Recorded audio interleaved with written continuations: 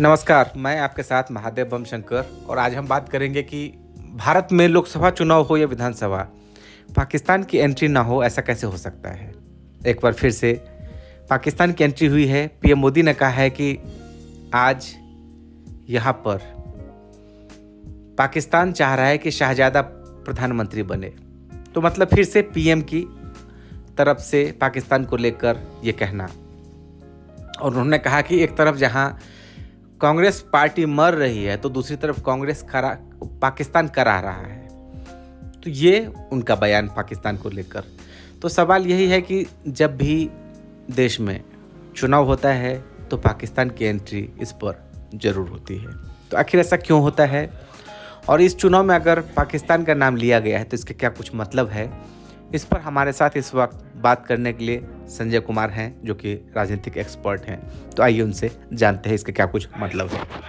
संजय जी, आप कैसे देखते हैं कि भारत में जब जब चुनाव होता है, पाकिस्तान की एंट्री होती है, तो क्या इससे सीधा पोलराइजेशन होता है? क्या बेनिफिट होता है पाकिस्तान का नाम लेने से?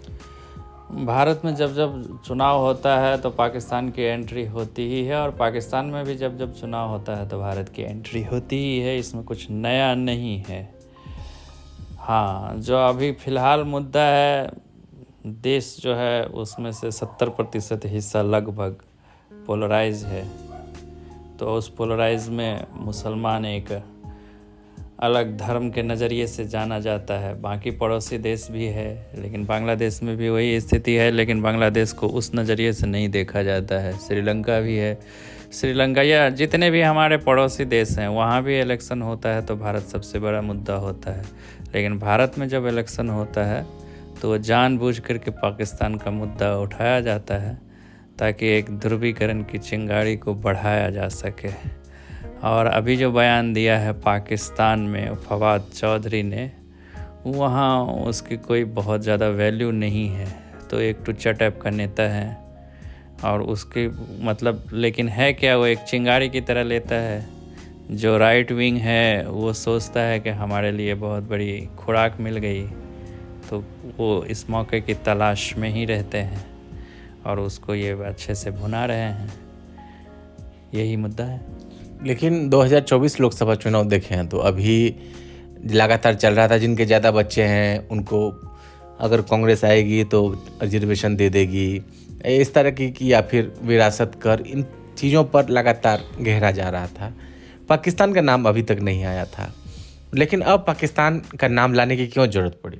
नहीं, ये पाकिस्तान का नाम पहले भी आया। प्रधानमंत्री खुद कहा कि प्रधानमंत्री और गृह मंत्री दोनों ने खुद कहा कि अब हम घुस के मारते हैं।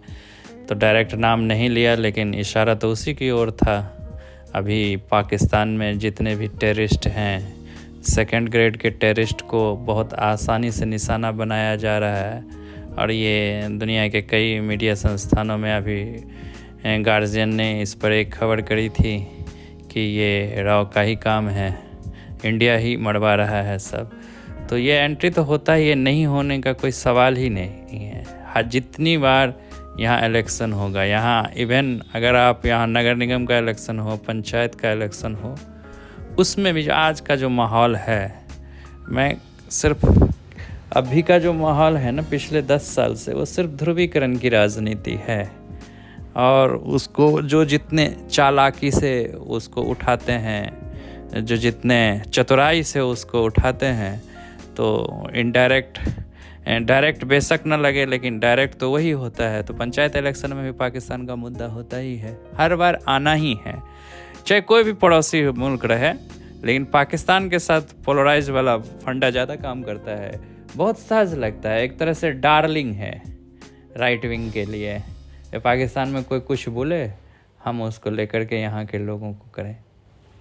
लेकिन विपक्ष आरोप लगाता है ना कि पाकिस्तान के नाम पर तो आप खूब कूदते हैं, लेकिन चीन के नाम पर चुप हो जाते हैं। उसको कहना चाहिए, विपक्ष आरोप क्या लगाते हैं, ये बात तो सही ही है, ये तो हर कोई कहता है।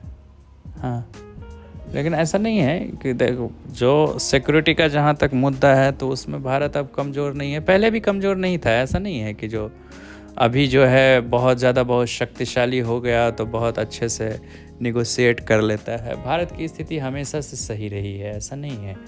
हम 62 में जब चाइना से हार गए थे तो भी हमारी इतनी बुरी नहीं थी हालत जितना अब दिखाया जा रहा है मीडिया में। जो हम ऐसे हार जरूर गए थे, लेकिन उसके बाद हम बढ़िया से उसको कवर कर सकते थे। लेकिन नेहरू की भलमनसाहत थी, उनकी शांति प्रियता थी, उनकी आदर्शवाद के कारण वो उनका मुंह तोड़ जवाब नहीं दे सके। बाकी चीन के टाइम में भी ब्रिटेन और अमेरिका हमारे साथ था। हाँ, तो ऐसा नहीं है कि जो अभी मोदी जी आए हैं तभी हमारे देश का इतना नाम है। ये देखने में लगता है, टेक्निकली ऐसा लोगों को लगता है। आजकल मीडिया बहुत वो है, मीडिया वही चीज़ें दिखाता है, इंटरप्रिटेशन अलग करता है, अलग तरह की नैरेटिव है। आप देखेंगे कि जब हमारे अब यूएस आर्काइव में चले जाइए या ब्रिटिश आर्काइव में चले जाइए, हमारे जो नेता होते थे, चाहे नेहरू होते थे या कोई भी होते थे, तो वहाँ पर उनका किस तरह से खैर मकदम किया जाता था। इतना खैर मकदम किया जाता था कि वहाँ के लोग स्वतः ही इनका स्वागत करने के लिए लाखों की संख्या में आ जाते थे। आज तो जो मोदी जी जाते हैं कहीं दूसरे देश, तो उनमें कौन लोग आते हैं? सिर्फ हमारे देश के लोग रहते हैं, और उनको भी किस तरह से बुलाया जा सकता है ये अलग मुद्दा है। तो ये हमेशा से रहेगा। कहने का मतलब यही है कि पाकिस्तान का मुद्दा हमेशा से रहेगा और हर लोग अपने अपने तरह से इसको बुनाते हैं। मतलब आपका कहना है कि वोटर का एक खास ऐसा समुदाय है जो आप पाकिस्तान को कोसेंगे तो वो खुश होगा, और खुश होगा तो कहीं ना कहीं उसका इन्फ्लुएंस उस वोटर पे होगा। खास समुदाय नहीं, जितनी भी समुदाय है सब, पूरे वोटर नहीं, पूरे देश में पाकिस्तान को लेकर के एक अलग नज़रिया है।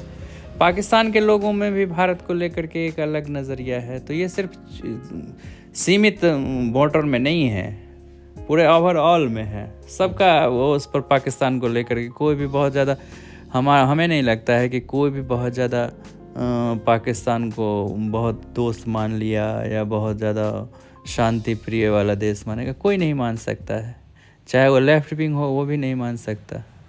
अगर आप असदुद्दीन ओवैसी को भी पूछिए कि पाकिस्तान कैसा देश है, तो वो भी कहेगा कि वो कुदरत का बहुत बड़ा जालिम देश है। तो मतलब जो फेल्ड स्टेट है उसके नाम पर हम कोस रहे हैं अपने वोटर को लुभाने के लिए। ये नियति है ना, ये कुदरत की नियति है, हर कोई चाहेगा। देखिए, जब इलेक्शन होता है या कोई चीज़ में जीत हार होता है तो साम दाम दंड भेद सब कुछ किया जाता है। तो जिसको जिधर से बेनिफिट लगता है वो करता है। लेकिन इस सब का असर बहुत ज़्यादा कहिएगा मतदाता पर होगा, वो नहीं होता है। मतदाता पर किसी पार्टी को वोट देने के लिए एक फैक्टर नहीं, हजारों तरह के फैक्टर काम करते हैं। लेकिन उससे क्या होता है, तात्कालिक हवा बनाई जाती है। वो हवा हो सकता है कि थोड़ा बहुत असर भी कर जाए। यही मसला है। तो संजय, पाकिस्तान पर बात करने के लिए बहुत शुक्रिया आप सभी का। और आपको जो है वो आप लोग बड़े तसल्ली से आप लोगों ने लाइव सुना, बातचीत सुनी। बहुत शुक्रिया आप सभी का। आप लोग जो है उसको सब्सक्राइब करिए, लाइक करिए। बहुत शुक्रिया आप सभी का।